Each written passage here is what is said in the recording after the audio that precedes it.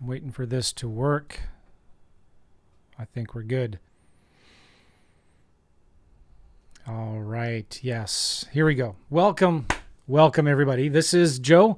And on this video, I'm going to be talking about a couple things here. But number one, the main purpose of this call is to review your deals. So I call this my deals call. Okay.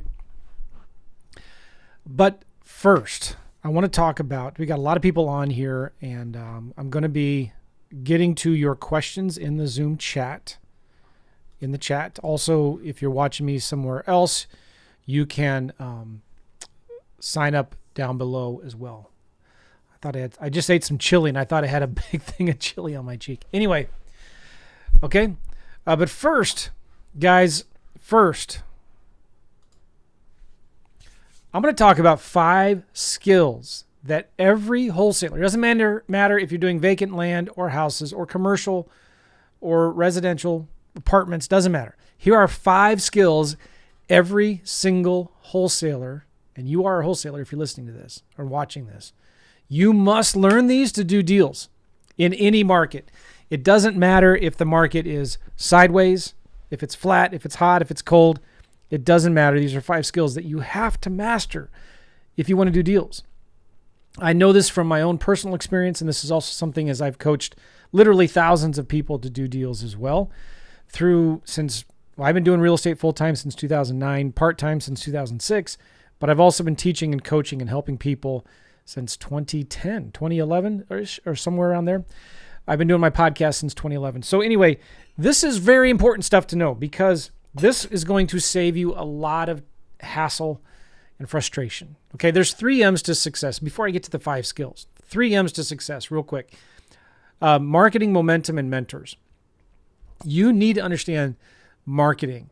And the important thing about this is the momentum. As you do the marketing, you got to give that time for the momentum to build.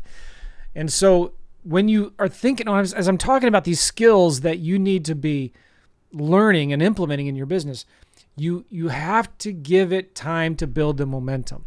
It's kind of like if you're pushing, I'm fixing my mic here. If you're pushing a train, if you're pulling a train, let's say, with a chain or a rope, and it's really hard at first to pull that thing, right? But as you start pulling it, the momentum starts to build and it becomes easier and easier. And as that train starts going, the momentum builds and it gets hard to stop. It's the same with like pushing a snowball. It gets down a hill. It's hard at first, but as it builds the momentum, it grows and grows and grows. So here are the 5 skills. Number 1 is marketing. We're not in the real estate investing business. We are in the marketing business. So rule number 1 is you always need to be marketing. And then I would say related to that, number 2 in the marketing category is you need to get your marketing done for you in spite of you. There is not a problem in any real estate investing business that I probably can't fix what's the word I'm looking for? There's probably not a problem I couldn't fix with more marketing, okay? Leads are the lifeblood of your business. And if you're struggling finding deals, if you're struggling selling your deals, if you're struggling with getting enough money for your deals, if you're struggling with enough time, it's a marketing problem that you have, okay? Marketing, lead generation will solve virtually all of your problems because the more leads you have coming in, the easier it is to get the best deals. When you get the best deals, you can sell those deals quickly. The money can come from private investors or whatever. It's much, much easier if you have the money, if you have the leads for your business. That makes sense? Okay. Get your marketing done for you in spite of you. You want to create a simple marketing plan that you work backwards from. So if you want to make 10 grand a month in this business, you can't control that. You can't control that the average profit is 5 grand on each deal or 10 grand on each deal. You can't control that you have to make 30 offers to do one deal, but you can control how many offers that you're making, how much marketing that you're doing. And so it could be as simple as making 5 outbound phone calls a day. It could be as simple as calling 5 realtors a day, sending 50 postcards a week, 100, 200, 500 postcards a week, whatever it is for you, right? Create a simple marketing plan. And that is your KPI metric. That's what you start tracking everything against. is how much marketing is going out the door. That's your main marketing plan. Does that make sense? Okay. Number two skill, you need to learn how to talk to sellers. Now, I know I talk about in land, you don't have to talk to sellers, which is true. You don't. You're just going to have to talk to more, you're going to have to make more offers. So I would challenge you, though, to make it a goal to talk to 5 sellers a day or realtors, but talk to 5 people a day. Do you know what that's going to do? You're not going to be good at it. You're not going to like it. It's not going to be fun. It'll probably suck and it'll be hard. I get it. But if you're not on this phone, you're not making money. Sales is the $1 million skill. And I'm not talking about trying to be a professional, hardcore negotiating salesman, right? Where you're trying to, okay, sorry. I got this notice. It's coming up on my computer here. You don't have to be like the Grant Cardone or one of my coaches and mentors, Claude Diamond, to be a good salesman. You just need to be yourself. You just need to be yourself. And when you learn how to listen and ask questions, everything becomes a whole lot easier. Okay, because I said before, you don't have to talk to sellers. You could just do what I teach in the course, send mail, voicemail comes in, send them an offer, and only talk to them after they get your offer. That works. But you might have to send 30 to 50 offers to get one accepted. All right, maybe that's not a big deal. But if you talk to sellers first, you might probably only have to talk to 10 or 15 to get a deal. So you're going to go from maybe 30 offers to 15 offers to get one deal. So you're going to get to a deal faster if you talk to sellers first. You build some rapport, ask them some questions, find out why do they need to sell. So I want to challenge you with this. Talk to 5 sellers or realtors a day. Keep it simple. It doesn't have to be, there's no scripts that you need to memorize or anything. It's just start talking to people. Start learning how to ask them questions about the deals. You need to pretend like you're the reluctant buyer, and you need to be thinking, all right, instead of selling yourself, you need to get them to sell you on why you should want to buy their property. Make sense? Okay. Rule number 3, after marketing, after talking to sellers, talk to 5 sellers a day. Get your marketing done for you in spite of you. Talk to 5 sellers a day. Number 3, you need to be making offers. You need to be making offers. Your speed to income is directly proportional to the number of offers that you make, okay? If you want to make a lot of money in this business, you need to learn how to make offers. It's as simple as that. And so anytime I'm talking to somebody who's struggling, it's usually because they stopped marketing, but really they've stopped making offers. So I'm always asking the question, how many offers have you made in the last week? Like right now we're live in Zoom and I asked you all to type in there, how many offers have you made in the last week? Now, some of you have just joined, so congratulations. Welcome Joe and Rich and Semper Fi Real Estate. Rich from Atlanta, Georgia. Deanna through letters 75. Okay, cool. Elizabeth made 1 offer.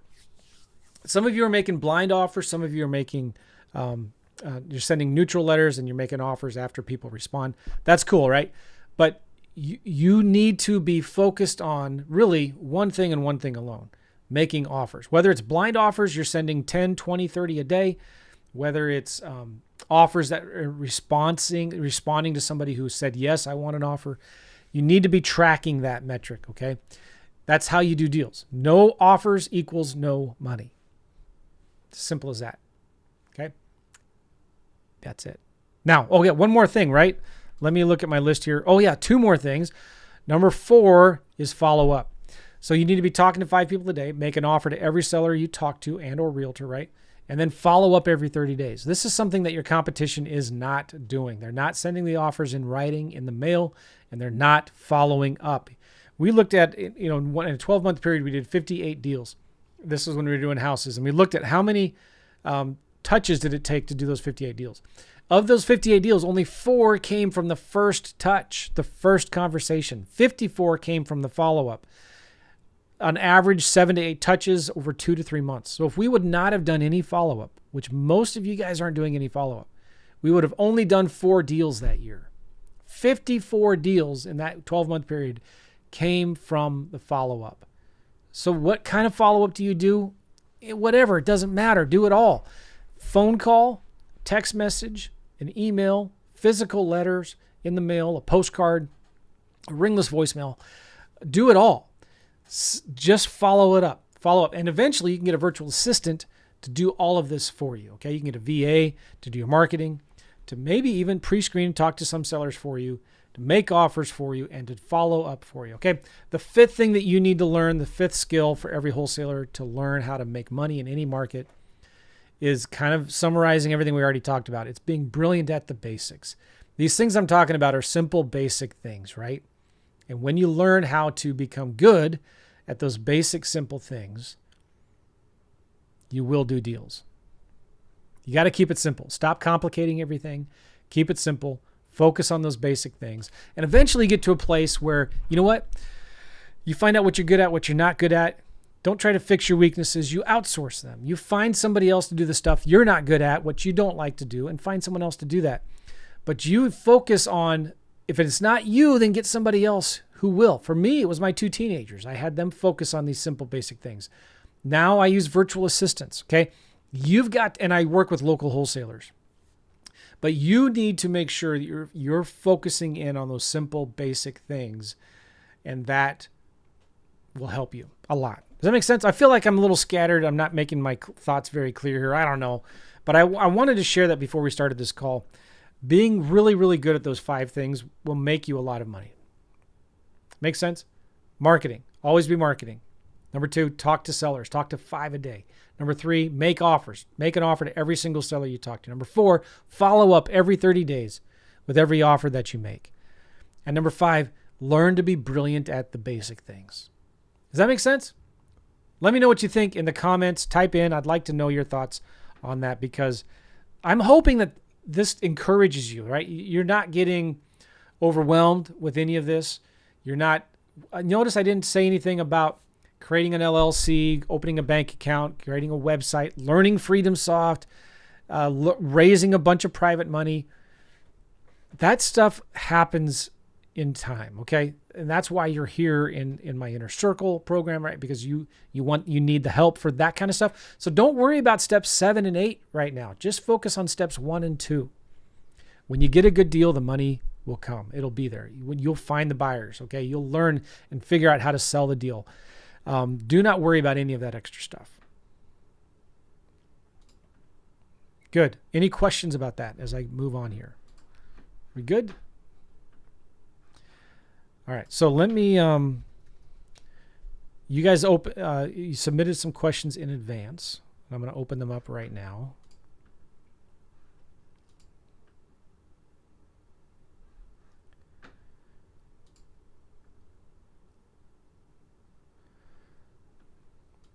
Boom. All right. So Juba, you submitted a bunch of deals. Hopefully they're not duplicates. Let's look at one of them here.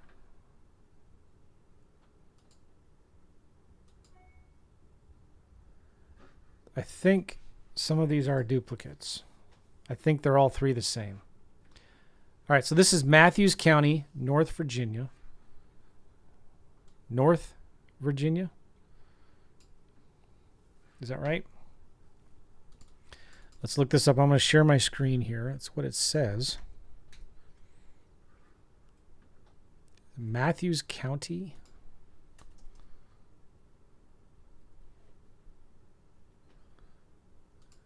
Yes, 1 T, not 2. Okay, hold on a second. Let me share my screen here. Let me open this up here. Hold on 1 second, guys.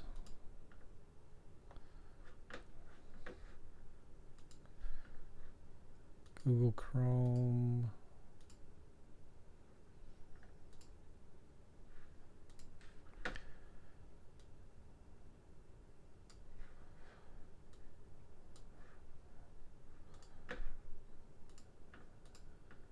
Okay, good. You see my screen? Here we go. Nice. All right, let me move this over here.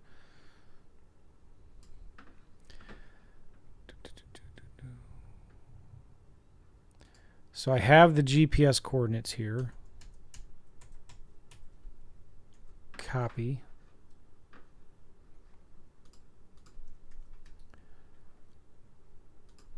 We don't need the N.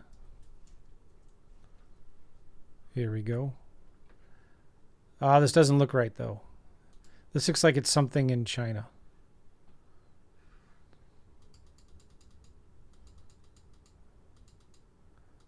Or Pakistan. That's the wrong GPS coordinates. Maybe you forgot to put a negative sign there.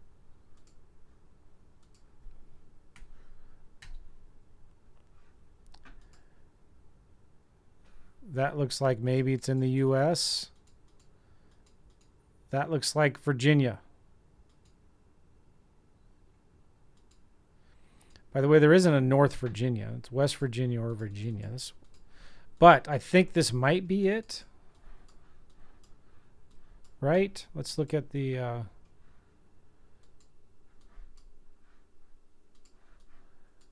Okay, that might be it. Let's do... there's 2 2-acre properties. Let's go into id.land.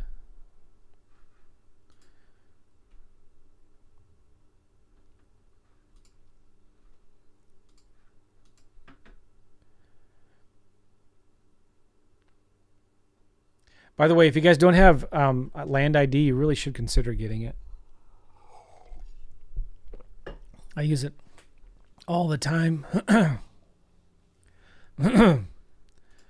Let's do latitude, longitude. Copy. Paste. Cut.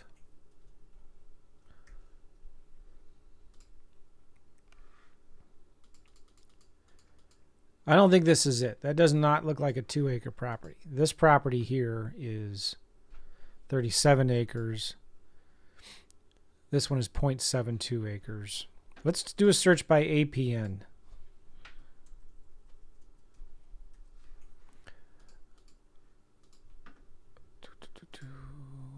So this is Matthews.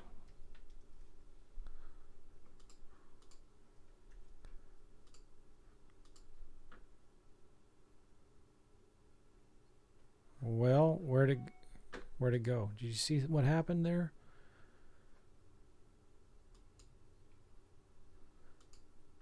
Go. It's not working.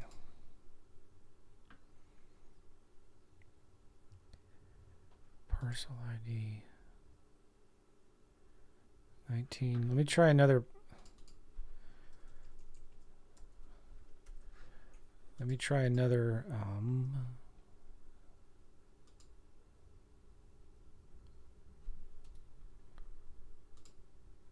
Why isn't it doing? Oh boy, let's try regrid.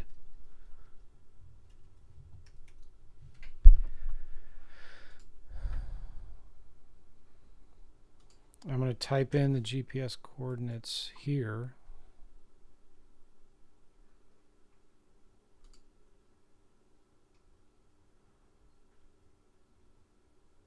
Nope, that's not it.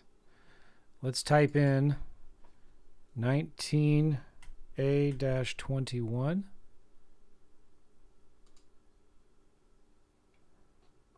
That's 92 acres.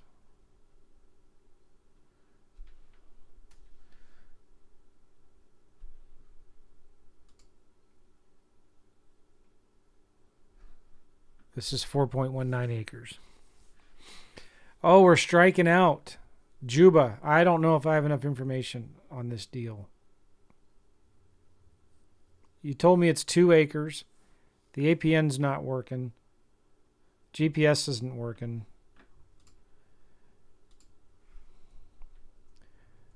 I have a street address.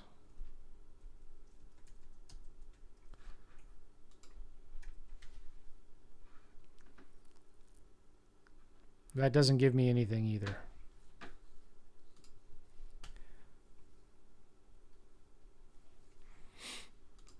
Let's look this up in Google Maps, maybe.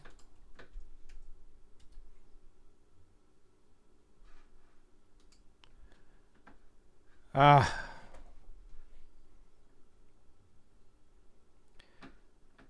have a zip code 23128. Is Juba even on right now? Juba is not on the Zoom. Well, not sure as much I can do because I can't find this property. The GPS coordinates aren't right. So unfortunately,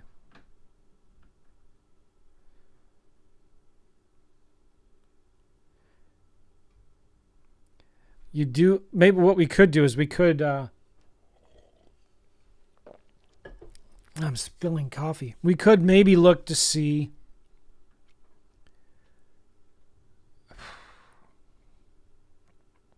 well, something else jumped out at me here, Juba. You said that your projected profit on this deal is only $6,000.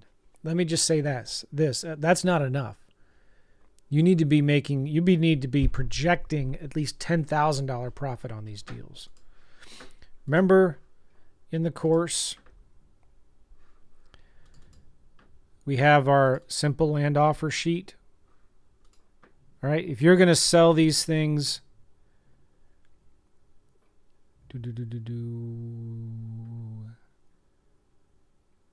now this doesn't make sense. You said you're offering $57,000 and you're going to sell them for $58,000. Well, let's just say you're going to sell them for $58,000. You want at least $10,000 wholesale profit here. You're going to pay a realtor 10%. If you're going to borrow private money, you might want to put in there, $3,000 for private money. Maybe have 2% oops factor of about $1,000. Let's do $500 for photos. Any back taxes, closing costs, maybe it's $2,000 for closing costs. All right, so I never want to offer more than 50% of the value of the land, so I might offer $29,000. That's kind of how we do it. If you're going to sell it for 58, you need to be shooting for a minimum of $10,000 wholesaling profit. On a bigger deal, you might want to do $15,000. Be generous with your real estate commissions. You're going to pay a private investor some money to close on the deal. It's usually about 1% of whatever you're buying it for. So you pay a private investor $3,000. By the way, anybody here, would you lend $30,000 and 2 months later be willing to earn back $3,000? Not too bad, right? You've got some oops factor, closing costs. So I would offer $29,000, $30,000 for this deal. Both lots. So you said there's 2 acres. So $15,000 for each one.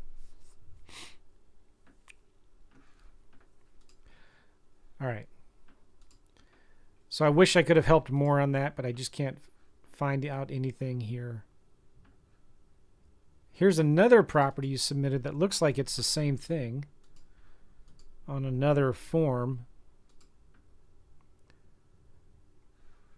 Okay, so it's the coordinates you gave me are for this right here. The problem with that, if I go into land ID, that property is this one right here. And that's 37 acres and it's not vacant.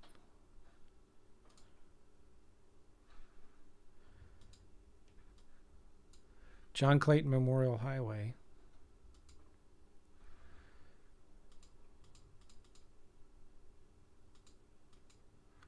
Maybe it's this one right here, but that's 0.72 acres. These are 2 acres, but they're not vacant.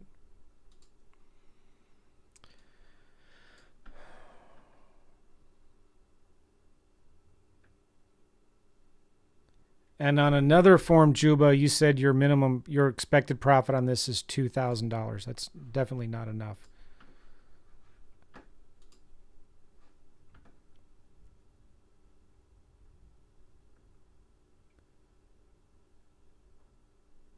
Yeah, I'm totally confused on this. You submitted the deal 3 times here, but unfortunately all 3 of them are wrong. All right. Jenny submitted a deal a couple months ago. And I don't know if I've evaluated this one or not. I don't know how it fell through the cracks. Well, let's just take a look at it right now. This is a property. I think I have looked at this one, but let's do it again anyway. North Carolina. Beaver Dam Township, North Carolina. Near a lake. That's cool. 6 acres. Jenny offered $9,000. Is projecting to sell it for $45,000. I like that. All right, so she gave me some comps. Does not have it under contract yet. All right, so 6 acres. I'm going to write this down.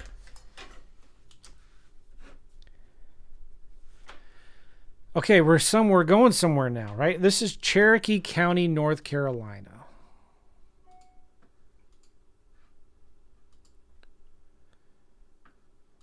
Cherokee County, North Carolina. Latitude, longitude.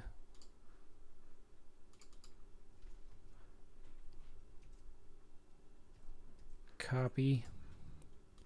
Paste. Cut. Paste.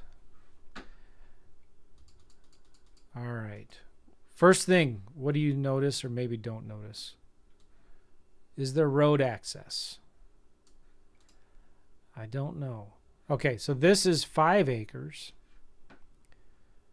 Jenny said it was 6 acres. And you also gave me 2 different parcel IDs. Well, oh, there's 2 owners. I mean, there's 1 owner of these 2 lots. Ah, okay, so this is 5 acres, this is 1 acre. This is, again, why I like land ID. As you can see who the owners are here quickly. So Jenny had talked to James Philip Harp, who wants to sell these 2 lots. And the first thing I'm wondering is there road access? Looks like maybe there is. There's some kind of dirt road there, so you want to make sure as you're talking to the owner, is that legal access? Is that just a dirt road? What is that? So sometimes what I like to do is look at different base maps. Hex aerial, MB satellite, Google. Okay, so Google shows me a little bit better. There's some kind of trail there that cuts through those properties. So you get to that property hopefully from that dirt road right there. Sometimes if you go to Street View, okay, so sometimes you'll see a map there. If I zoom in on Google Maps and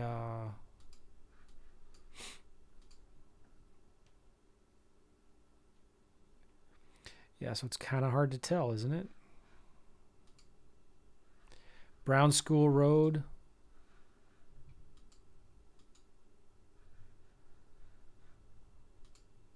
It kind of splits right there.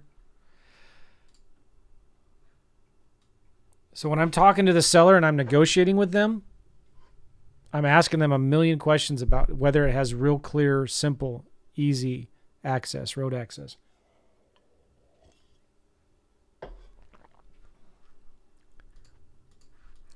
Yeah, this looks like a dirt road, so it's maybe fine.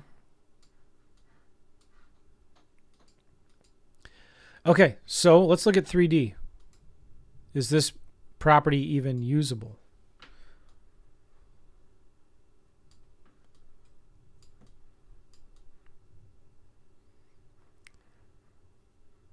All right, so it's on a slope. It's not that big of a deal. But notice, let's go back here to, oops.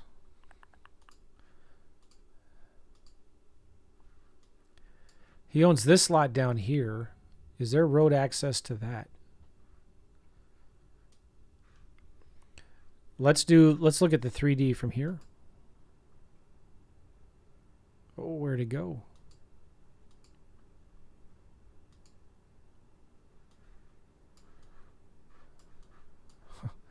Where'd it go?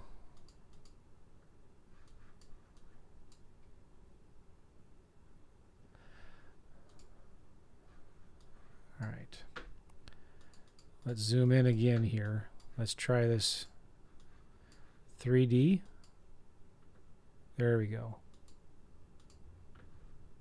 All right, so if I scroll around here,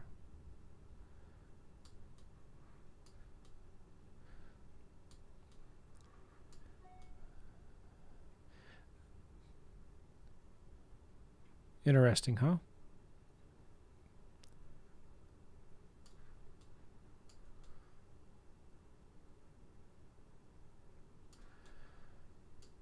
So maybe you could build something down there, or you could build just something right here at the top of the hill. When I'm talking to the seller, though, I'm asking them, hey, what percent of the property is buildable? And I would, when I'm talking to the seller, make it a negative, like, oh man, looks like a lot of this property is really sloped. And I'm not sure about clear road access. All right, so let's look here now at, let me go back to north here. We'll turn 3D off. Let's go back to overlays, FEMA floodplain, and wetlands. All right, not a big deal. There's a dry creek riverbed through there. Okay, so now we know we got 6 acres. There is utilities in the area because there's homes. What would we offer on this thing? Well, it depends on what we think we could sell it for.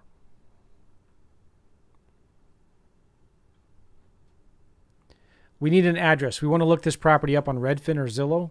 So how do I get an address of this property right here, which doesn't have an address? You could look up Brown School Gap Road, or maybe just go in here and find a house that does have an address. 452 Brown School Gap Road. All right, I'm going to copy that. Put it in Redfin. I'm going to paste that address right there. This property is off market. The other thing I like to do sometimes, and this is important, you get a lot of neighborhood intel when you look at these properties. Look them up on Zillow and Redfin and see, are there other similar properties currently for sale? And you can also see when a property has been listed or sold before. You can get some information here. You can get pictures. Like Redfin doesn't have pictures of this property that's sold on 2014. But guess what? Guess who does? Zillow. And you can see some pictures. It's really small because these are pictures from 2010. But sometimes you can get information on the property, on the neighborhood. You scroll down, you can get some information on the HOA, if there are any restrictions.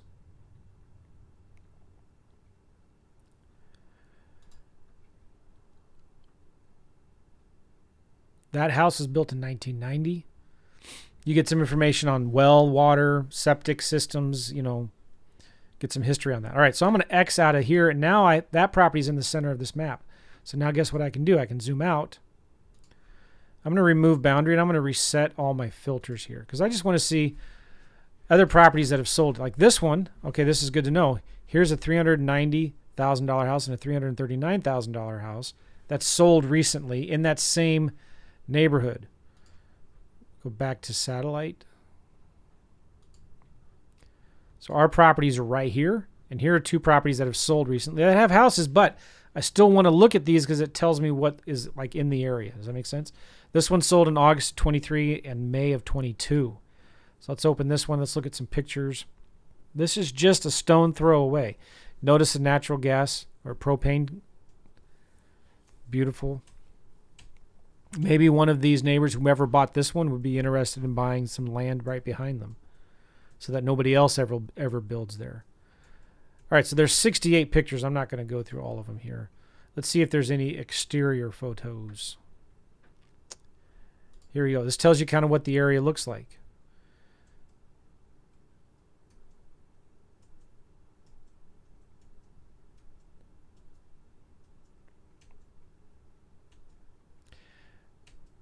It's a nice property. Probably built in the 90s. Let's go look at some of the description it had before. Here we go. Experience the best country mountain living. Private, custom built. 2 lots, 3 acres, unrestricted land. Bam! There you go. That's what I'm looking for. That is very, very appealing, isn't it? It's not an HOA, so I can maybe offer a little bit more, or I can sell it. It's perfect for keeping chickens and fresh eggs. For fresh eggs. Ba-da-ba-da. By the way, when I want to sell my land, you can bet I'm going to be calling Pull Truck Team and Cindy, right? This property was built in 2005, 2.3 acres.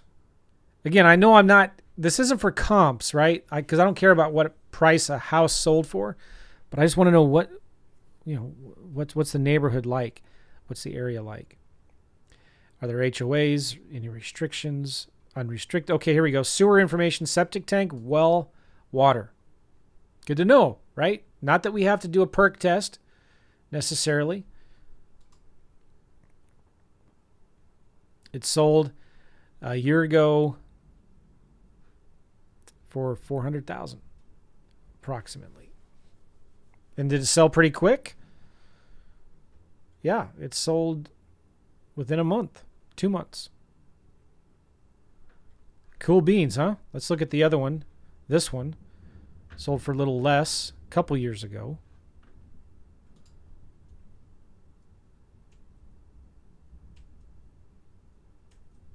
A little more rustic, a little more personality. Let's look at the description here. A lot of you guys don't do this. There was one time we were looking to buy some land in Northern California. And it looked great. It was real close to a lake. All excited about it. And it was funny though. I saw a lot of active listings, but not a lot of solds. Like, what's going on, right? So I started just Googling the address, the street, the address of the property, the street that it was on, the neighborhood, the HOA that it was in. And guess what I started finding? I started finding information about this particular neighborhood and the lake that was there. It's part of a dam that they're currently right now in the process of demolishing. They're going to demolish this dam and drain the lake.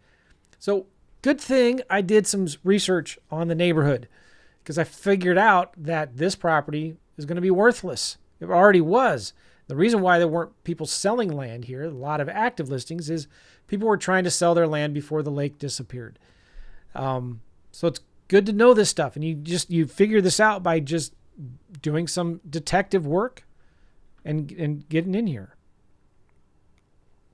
Which, by the way, is why we always have 3 months to close on our deals, to find those things out. So if we would have gotten it under contract, I would have called some local realtors and found out that, oh yeah, these are all going to be worthless because this lake is going to be gone in a couple years.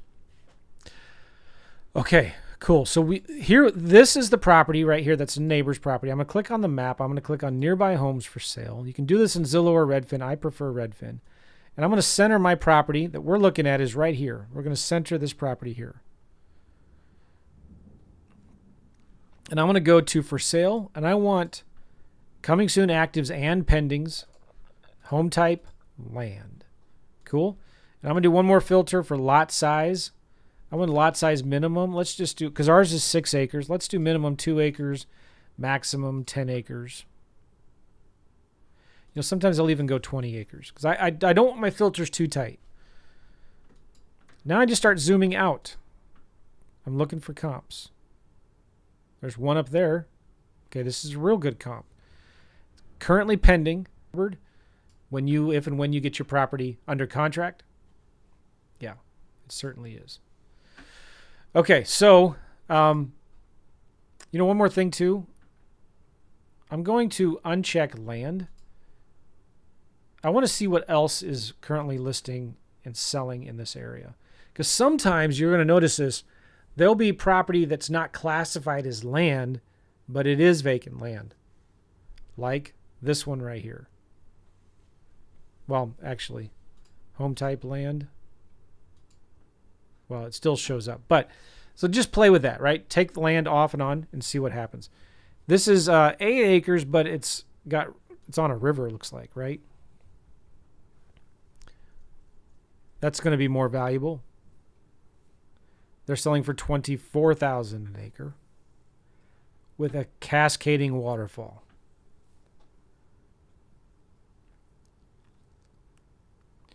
One bedroom septic permit is approved on the east side of the creek. So this would be a great spot to set up an RV or a tiny home. By the way, I just interviewed a guy today, super cool guy.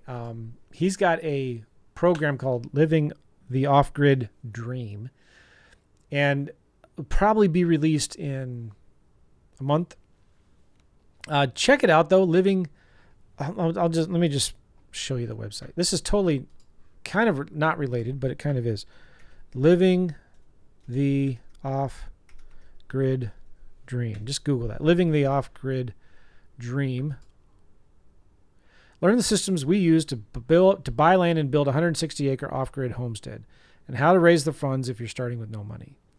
So he's got this program that teaches how to do what they did, and it's pretty cool. They've got a great YouTube channel, and they've got a course that teaches all this stuff, and they make a bunch of money doing events, creating these like glamping, building these saunas, and they make a ton of money on this, doing these kinds of things. And so check out their YouTube channel and Instagram, Living the Off-Grid Dream.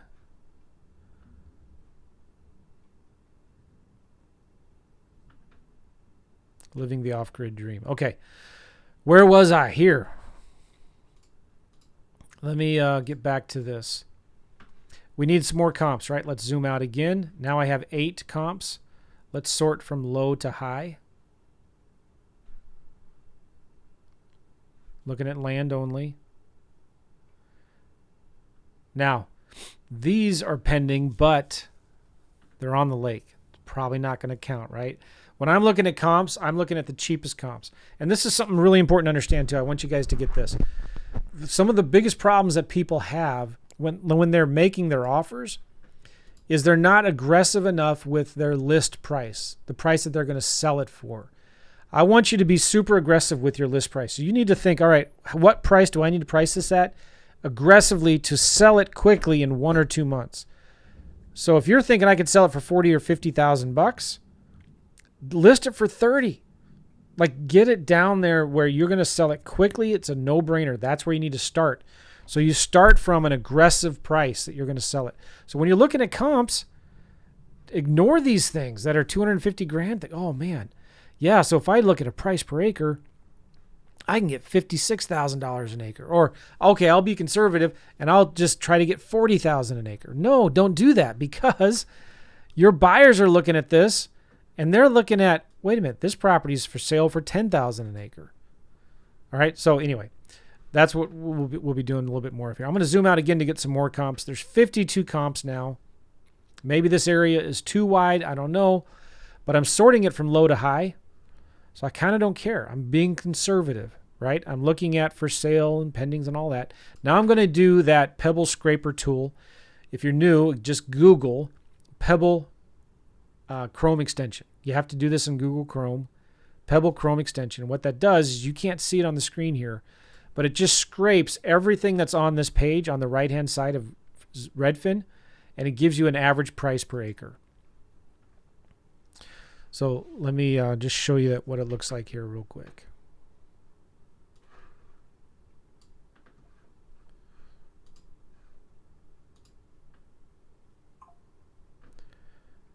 Okay, so I click on that little Pebble Chrome extension thing right there, and it scrapes everything and gives me a median price per acre and an average price per acre. And I just go with whatever one is lower.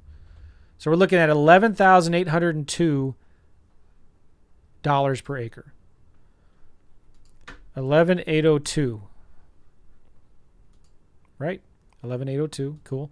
And our property is 6 acres. So based on active and pending listings, property might be worth $60,000. And I discount the actives by 15%. All right, now let's look at solds. And we just switched to solds here. I like to go back at least, 3 months. This is good. I'm seeing a lot of activity. 6 months.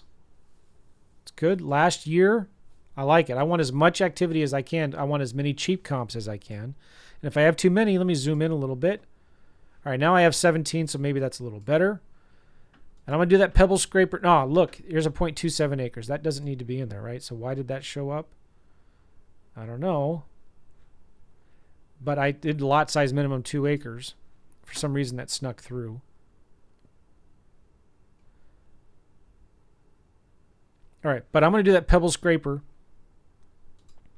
I'm going to bring them all down. And when you're looking at this list, you can click the little trash icon to remove the outliers. So let me show you again, screenshot here, what I'm talking about.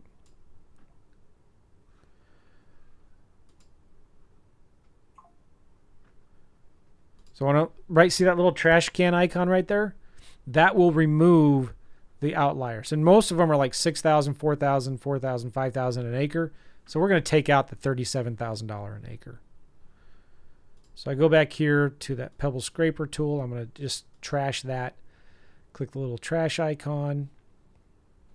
And there's a bunch of other expensive ones. I'm going to just delete all the expensive ones. There we go. So now I'm looking at a median price per acre of $67.42. 6742. All right, so based on sold comps, they're selling at about $6,700 an acre. So based on sold comps, I could sell mine for $40,000. So I'm going to sell it between $40,000 to $60,000. What would you choose? Type it in the comments. What would you list it for? Something in the middle? No, I hope not. Something down at the you want to go with the lowest number. Now we need to think about this. Let's say I list this property for 40 grand. Let me go back to for sales and pendings. I'm going to list mine for 40 grand. Remember, mine is 6 acres. Okay, that might be good, right? Like this is a 4.3 acre for 45 and it's pending. I'm selling my 6 acre for 40,000. That looks good to me, doesn't it?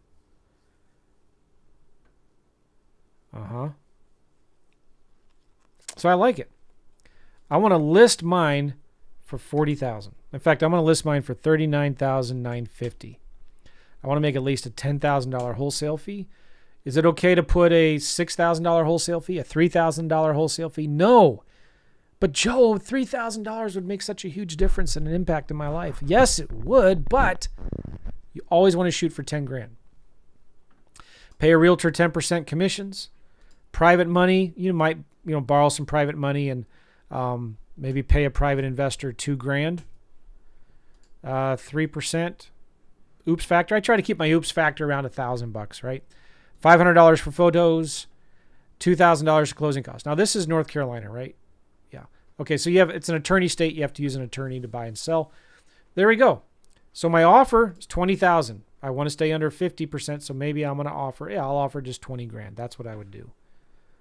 Now on this property, Jenny said she thought she could sell it for 45. Okay, good. That's close to what I was at. And she was going to offer 9 grand. So cool. If you could get away with 9 grand, go ahead. Now this is, again, something when you're talking to that seller, who needs to come up with the number first? The seller does. You always make the seller come up with the numbers first. If you can. If you can't, you just tell them, I don't know if I even want to buy this property. I'm playing the role of the reluctant buyer like we talked about before. I don't even know if I want to buy this property. Boy, I don't know. I'm looking here. There's a 2-acre property for sale for like 24, 25 grand. I'm looking at the satellite image. I don't think, looks like there's very good road access. Looks like a lot of it's on a slope.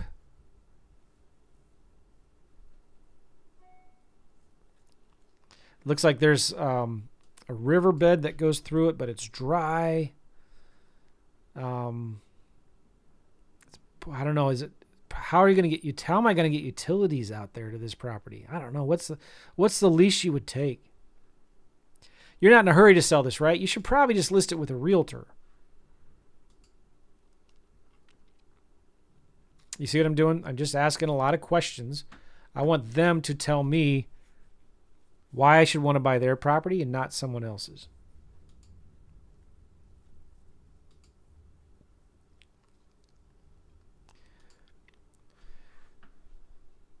Looking at the 3D of this, it looks very sloped, doesn't it?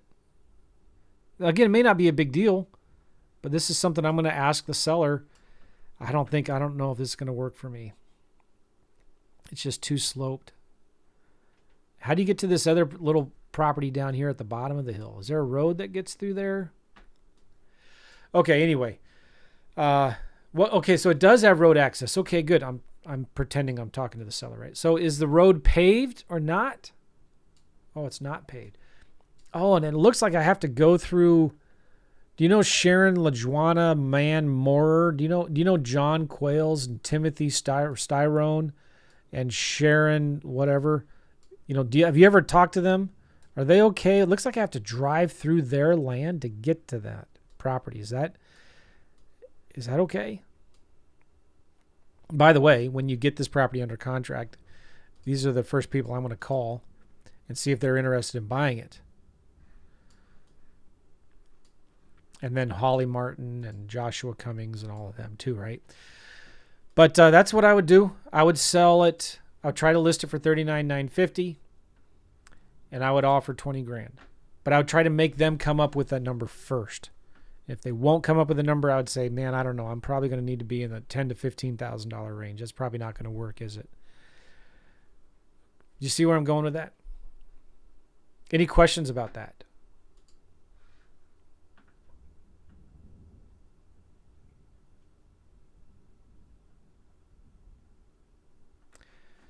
Any questions about that?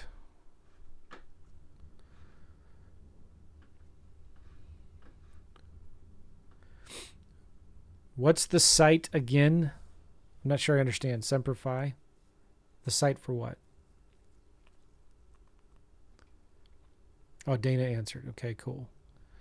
What does Land ID offer that other software programs that you use don't offer? Land ID, I don't know. It's good. You could look at Regrid. Regrid Pro cost. I already have an account, and I don't remember how to even log into this thing.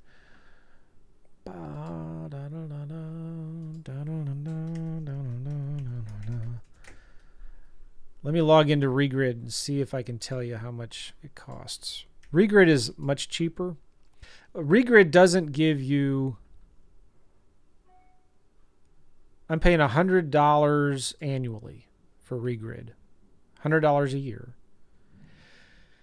And it gives you, like, you can go in there and, like, you have a property and you could draw a grid and it'll give you all of, you get up, I think, 1,000 downloads or 5,000 downloads a month. So you can download all of the neighbors. So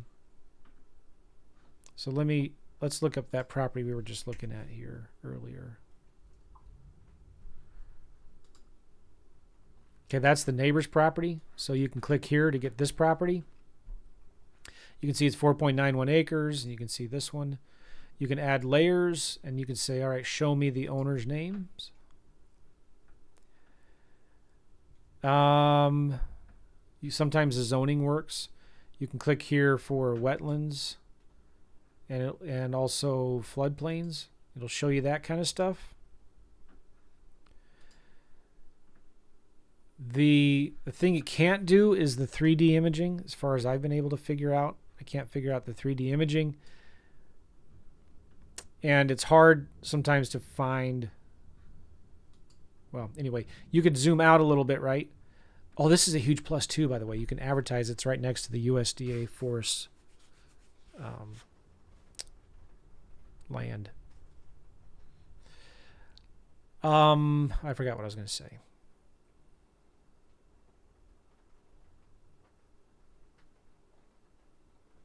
So Regrid's a good option. Land ID just gives you a lot more resources. Like gives you different satellite views that you can look at, base maps and overlays. Gives you a lot of good information on the lot that's easy to understand and read. And also one thing I've done before is you can look up wells. Like here. They will, somewhere in here I saw, it'll show you where the wells are in each of these properties. Oil wells, transmission lines, substation, power plants, wind farms. Well, maybe it depends on the area. But you can see which neighbors' properties have wells on them. I just been using Land ID for the longest time. Okay. Any questions on that?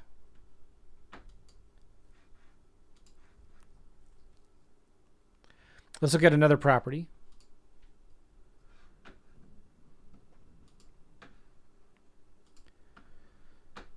Chris.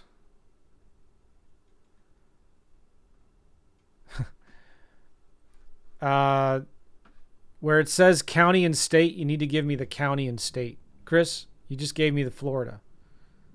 That doesn't do me any good.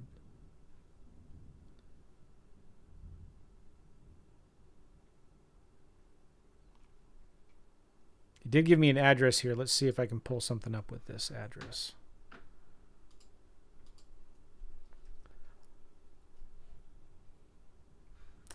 All right, well, this might work. This is the address of a vacant lot. Cool. Let's look this property up on Regrid. I'm just going to copy that address. Regrid. Well, the other cool thing I like about Land ID is you could do a search by owner's last name or owner's mailing address. And so you could see this owner here, for example, his mailing address is 500 Timon Griffin, Georgia. You could do a search to show me all of the properties that this address owns.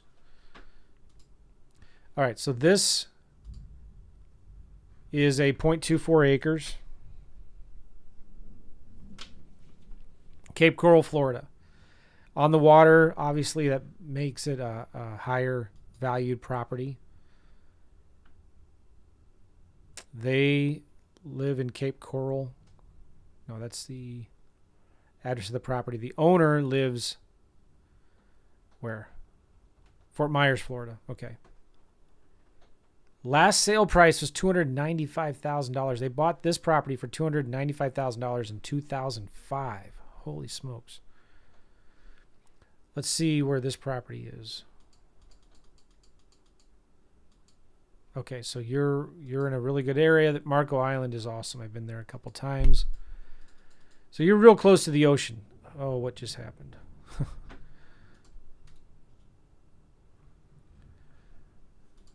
Hold on here. You're real close to the ocean. This is a desirable area. Really nice homes here. Okay, so let's look this property up quick like in Redfin. Off-market property. Redfin says it's worth maybe $256. Let's click on this. Nearby homes for sale. We're going to look for sale and pending. Home type, land. Sort from low to high. Now some of these are pretty cheap, but they're not on the water like this one. Right? This one is on the water for $219 right here.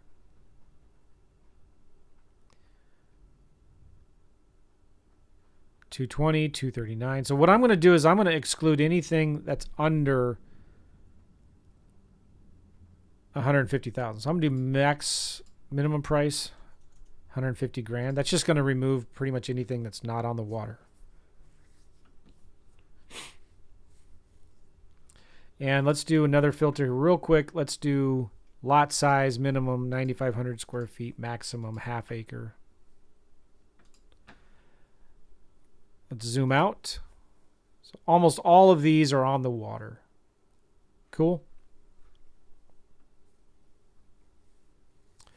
I'm going to do the pebble scraper.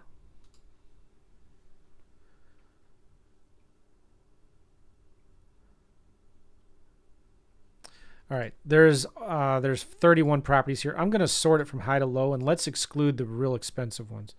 Let's exclude anything above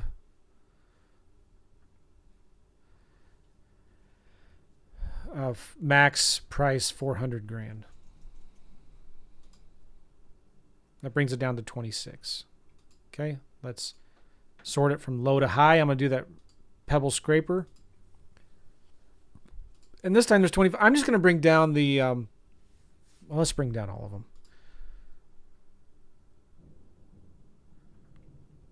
So I have a median price per acre of 1.08 million.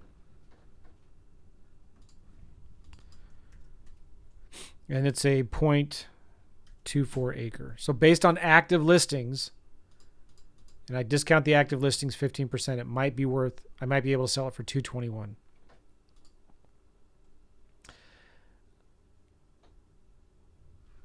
Because again, I'm looking at this thinking, well, shoot, again, if I listed mine for 221, why would someone want to buy it when they can buy this one for 189 and this one for 215 and this one for 219? So I'm going to probably list it for sale, just looking at the actives, for 175. Let's look quickly at solds in the last 3 months. Is there much activity? 6 months. Now here, I might say, all right, I don't want too big, too narrow of a filter. I might do 100 to 400,000. I'm going to zoom out a little bit more. I got 25 vacant lots. All right, so these are good comps. They're all kind of on the water. Let's do the pebble scraper. Now I have 964,000.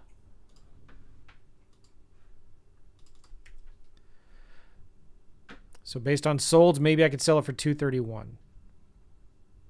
Actives 221. So looking back here again, I'm looking at what's my competition.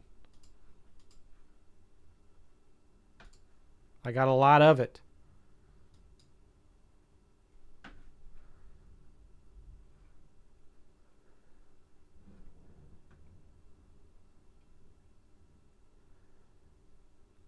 Here's a property on the water for 189. 900. How long has it been on the market? 311 days.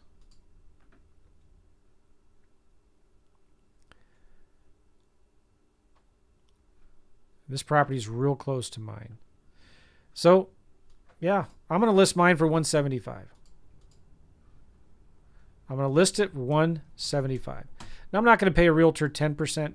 On this deal, I want to make at least $20,000 wholesale profit. I'll pay a realtor 6% commissions. I'm going to borrow some private money. How much? Don't know yet. Let's leave that 0 for now. I'm going to have a little oops factor.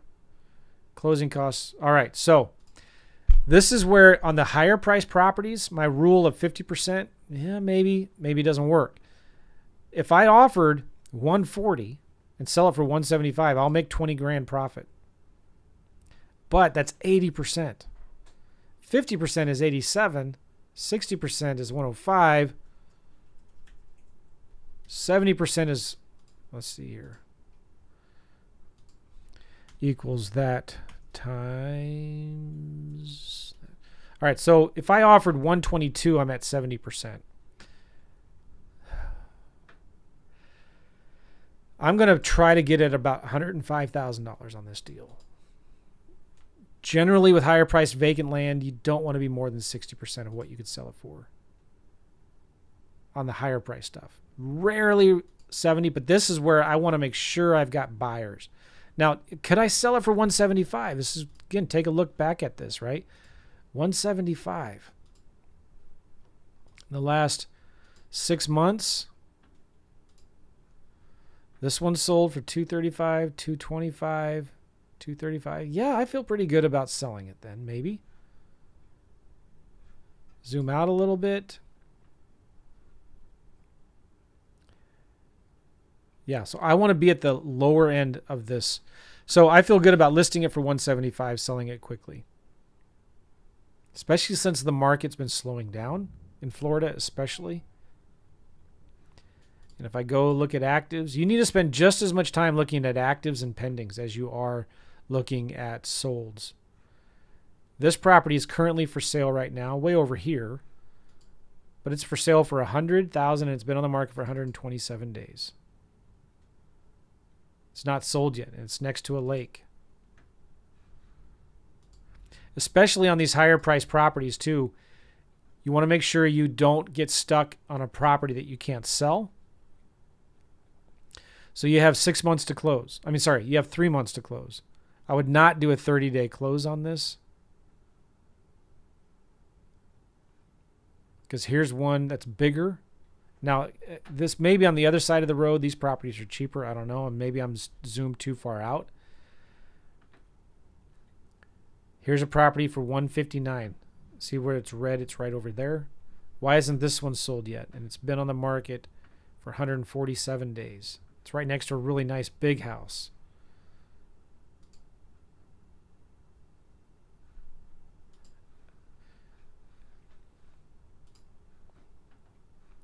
Well, looking at this makes me a little even more nervous now, right? Here's another property on the water.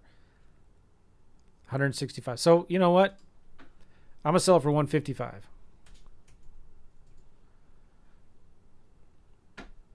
I'm going to offer 100 grand. That's what I would offer. I would offer 100 grand.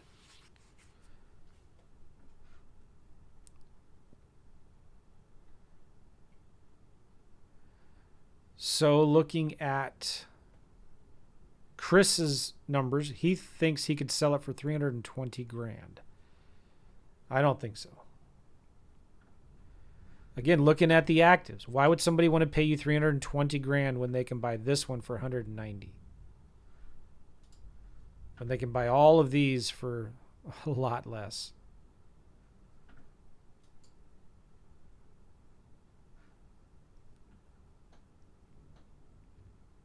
They can buy this one for 215, 219.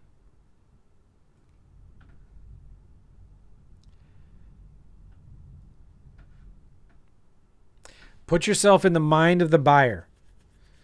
What price would you need to sell this property for to make it really attractive? Somebody who's looking for land here would be like, oh my gosh, that's a steal. That's a great deal. I'm going to drop everything I have doing right now and buy that deal. And I would make sure you get it under a 90-day contract, 3 months. Put it out there on the market. Sometimes you just don't know what a property's worth until the market tells you what they think it's worth. And you should know within 2 to 3 weeks, maybe 4 weeks, whether you have a good deal or not. You put it out there and you list it for 155 and you're getting a ton of calls. Maybe that's a good deal. Maybe you raise the price a little bit. Maybe do a bidding war. If you put it out there for 175 and you're not getting any calls, it's been on the MLS, you've listed it on Facebook Marketplace or whatever, you've called neighbors, you've messaged nearby investors, nobody's interested, you should find out pretty quickly, go back to the seller and negotiate a lower price or cancel the contract. Now, one thing too here that I use a lot is a tool called Get Investor Base. Let me just show that to you real quick. I'm going to copy this address. Again, getinvestorbase.com. I'm going to type that address right here. Let's do 1 mile radius. Let's do land. 1 year. Let's skip trace. Search. Getinvestorbase.com. The cool thing about this is it searches around your property and gives you all of the investors that have bought and sold land there. And it skip traces them for you. But it does one other thing that I like. It gives you the names and addresses of the people who flipped it.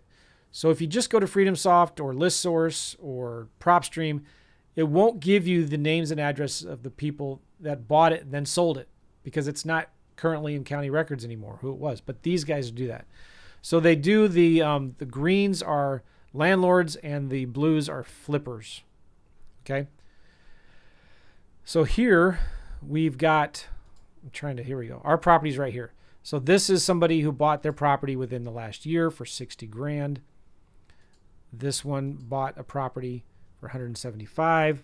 They own 7 properties. This one, look for the ones that are buying land on the water, like this one here, 175.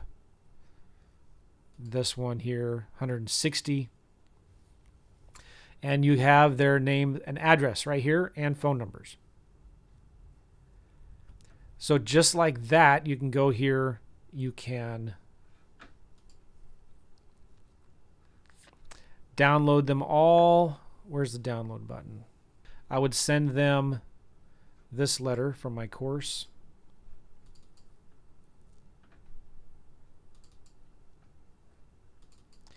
Pretend to be a desperate, motivated buyer. Urgent, don't throw me away. I desperately need to sell my 0.24 acre vacant lot on street name.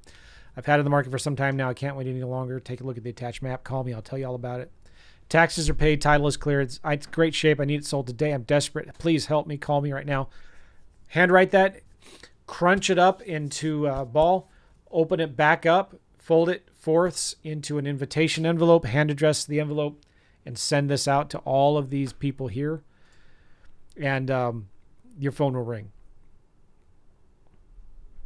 Here we go. 56. If you want to do more, go back here to my deals. How do you go back to the search?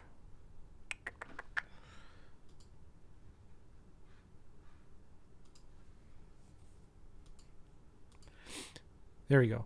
Do 2 mile radius in the last 2 years. Search.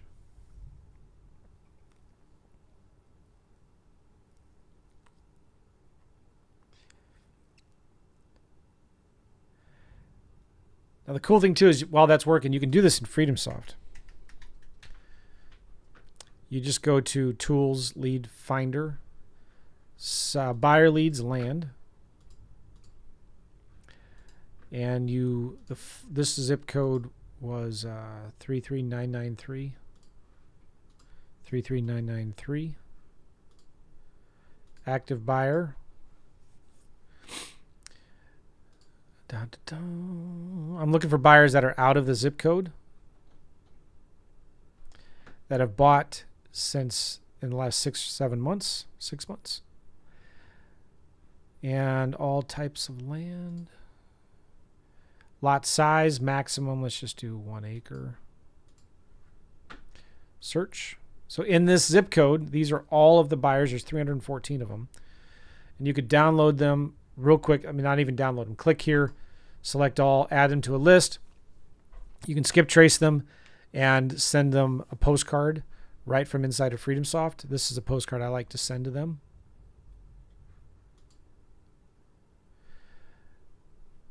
Desperate seller postcard right here. Urgent help. Dear buyer, I need your help. I see you recently bought a property at address. It's near the one I own. I need to sell my property ASAP. I've had it listed for some time now and I can't wait any longer. I'm desperate. Taxes are paid. Title is clear. I need this thing sold today. Please call me at phone number. Thank you. I desperately need to sell my property near the one you recently bought at. And so just like that, you can send that postcard out. So as soon as you get a deal under contract, the reason I'm bringing all this up, as soon as you get a deal under contract, you need to put it out there on the market and call 10, 20 realtors, call all of the buyers, investor buyers that are buying land and flipping them or selling them, and ask them if you have a good deal or not. Say, hey, I've got this property on the water. I'm trying to sell it for $155. Would you be interested in it? You call the realtors. I'll pay you generous commissions. Do you think you could sell it? I want to sell it in 1 or 2 months. What price do I need to price it for to sell it aggressively? We're wholesalers. So we are trying to sell our properties. We want to be in and out of them as quick as possible. We're not trying to push to get to the highest price to make the most profit. We're trying to sell these deals as fast as possible. So we want to price it as aggressive as possible. Sell it to the neighbors. Sell it to other investors. List it on the MLS. And get that thing sold in 1 or 2 months. Make sense? All right. Any questions about all of this? Rick is saying here there's a lot of new construction properties in that area that are not selling. That's a great point. And this is, again, something you'll find out as you're working the deals. Let's look back at this. If I go here to this map, nearby homes for sale. Let's look at new construction. Let's look at homes in that neighborhood that year built after 2023. Some of these are new, so let's sort this by newest. And let me zoom out. Let's scroll down here. This is new construction, new construction, new construction. How long has some of this been on the market? Let's look at table here. Table view. Here we go. So I'm in table view, and you can see we can sort by time on Redfin down from high to low. This is a property here. This is new construction that's been on the market for 234 days. Now you want to make sure this isn't like a picture of a property of what it would look like on that area. Sometimes they superimpose that or whatever. This looks like an actual property.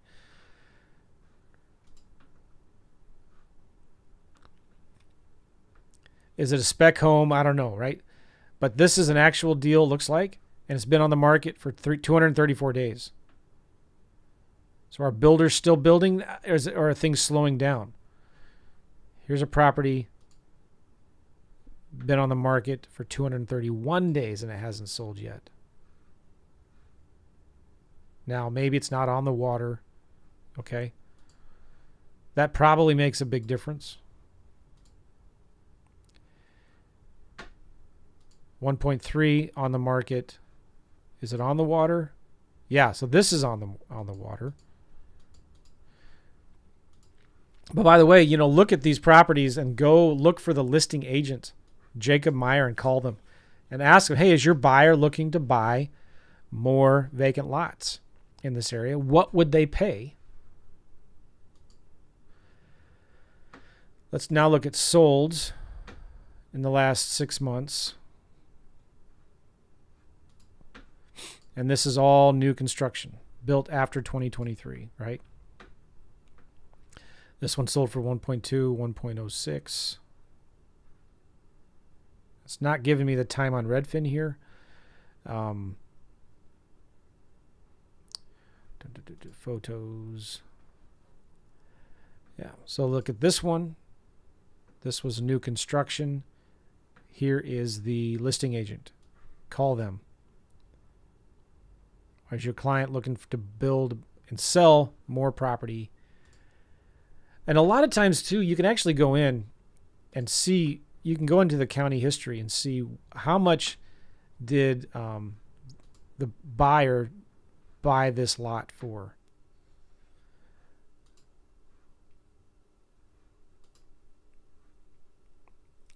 All right, so they bought this lot in 21 for 120 grand.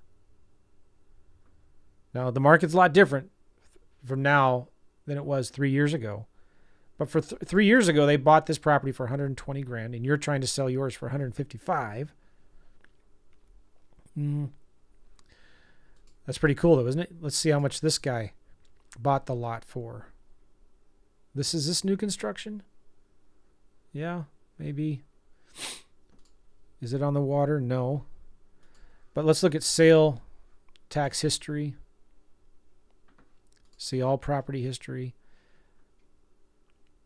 He bought the lot for 75 grand, maybe, or 128.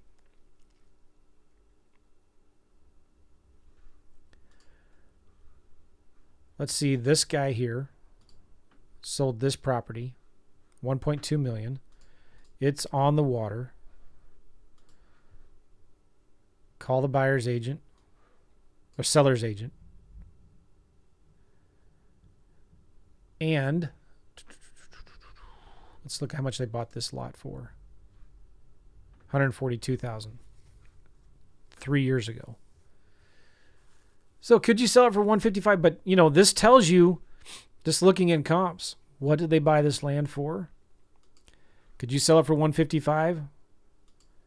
I don't know, but I bet you if you sold this lot for 120, the same price somebody bought a lot 3 years ago for, chances are probably pretty good you'd sell it quick.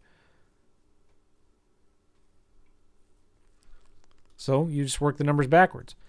I'm going to sell it for 120 grand. I want to make 20 grand wholesale fee. I'll pay a realtor 6%. Let's say you actually need to close on it, so you're going to pay a private investor some money. So pay a private investor 5 grand or something like that. What if you let's pay a private investor 10 grand. Closing. All right, so I'm going to offer $79,000. Sell it for 120 with a few phone calls, make a $20,000 wholesale fee, pay a realtor 7 grand, pay a private investor 10 grand, and call it a day. All right. Any questions about that? Cool. Let's wrap it up.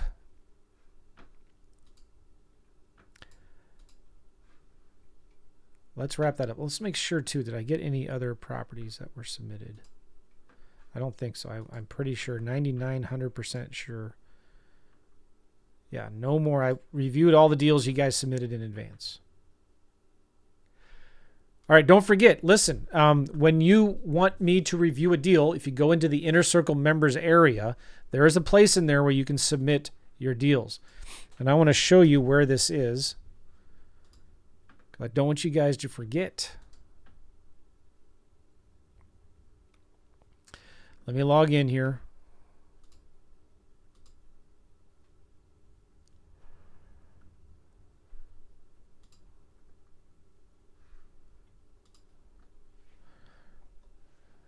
Okay, if you're in the Inner Circle, right here, deal review. Oh my gosh, it's at the top. Deals, deals, deals. Register for these calls. Here's the calendar. This is where you submit a deal for review right here. Click here to submit your deal. Give me the date, your name, your phone number, your email. The county and state. Give me the county. Zip code, address, GPS coordinates. APN parcel ID, number of acres. Do you have a contract signed by the seller? Offer price, purchase price, estimated sale price. Cool. And I'll review it. There's also in here where you can, we got our Facebook community. We do onboarding calls, coaching calls. And on Thursdays, I do Q&A coaching calls where I answer all your questions. And if you can't make the calls live, you can submit your questions in advance right here. Also, friend of mine, fellow successful land investor client Eric Lunsford is doing calls on Tuesdays. Check that out. You can also here get a bunch of deal training and support. You can set up your LLC here, activate your accountability coaching program with Dana, get a land blueprint with the Trello board. Here's some land fast start training videos. Here's some training videos on how to wholesale houses. All of my document resource library is here. Houses document resource library is here. We have monthly execution plans that are released every week on how to find, hire, and train virtual assistants, how to wholesale lease options, how to get cash flow from land. It's a mini course that's really good there. Also, deal funding. We'll partner with you on deals. Here's a little class on how to raise $500,000 in private money in 30 days. Here's free transactional lending and proof of funds letters that I do with my friend Cam Dunlap. You can partner with me on houses and land deals. You submit them right there. Marketing resources. We have a discount club where you can get a huge discount on a lot of our marketing tools. We'll help you set up your first direct mail campaign in FreedomSoft here. We'll help you set up your websites here. You can get free comp reports and due diligence reports. We'll give you free buyer and seller lists. Right here for houses and land. And we have software. We have a first deal CRM. You can sign up for a 30-day trial, FreedomSoft right here. We can help you set all that up. Also, I have 2 software that teaches you how to make offers on land and houses. You can use this software right here. All of this in my inner circle, which the community is awesome, by the way. If you've not been in the community, you need to get in. There's no spam here. We're very, very active on removing any spam.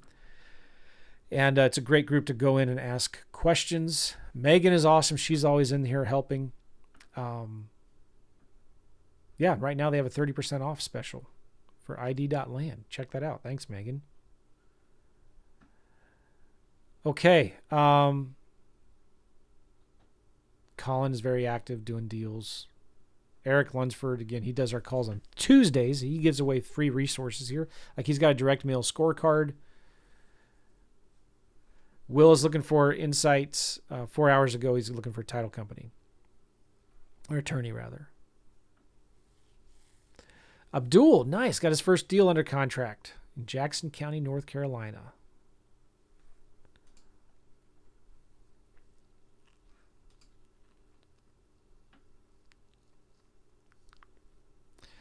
And people get their money back when they complete the program. All right, so let's wrap this up. Appreciate you guys. Any final questions before we wrap it up?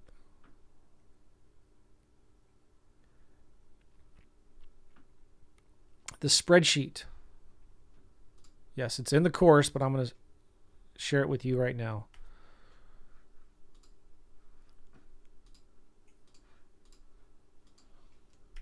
In the Zoom chat, you see that link? Cool. So if you want to edit and play with it, you need to make a copy of it, right? So from the spreadsheet, you go to File, make a copy, or download it as a Excel spreadsheet. All right, guys, we'll see you later. Take care. Have a good one, everybody. Bye-bye.